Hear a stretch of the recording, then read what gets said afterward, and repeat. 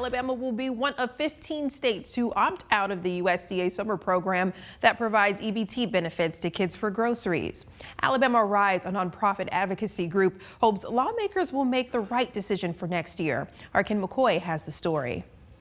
It's disheartening, it's disappointing, and also it has a negative impact. Alabama lawmakers' decision not to participate in the summer EBT program for 2024 will see some negative consequences. You will see nearly 500,000 children go without food or miss meals in the summer months. So what our partners at Feeding Alabama have seen is that as recently as 2022, there have been gaps in summer meals, particularly when it comes to summer feeding programs, which are very worthy programs. However, they only address 6% of those students that would rely on free and reduced meals during the school year.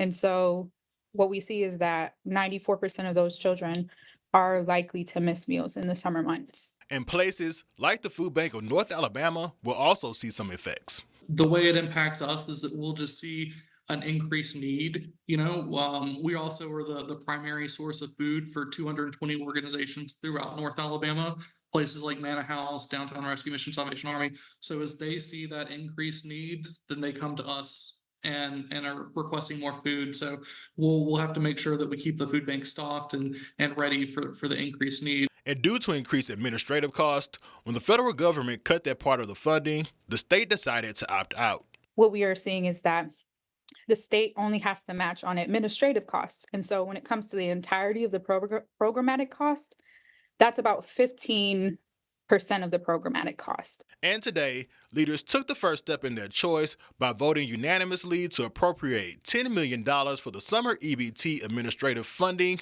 from the 2025 Education Trust Fund budget. But until 2025, the Food Bank of North Alabama is prepared to meet the needs of the community.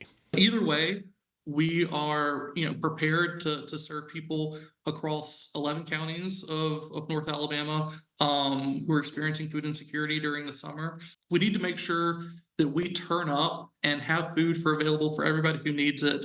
There's a lot of families that won't have any other option this summer. For Fox 54 News, I'm Ken McCoy.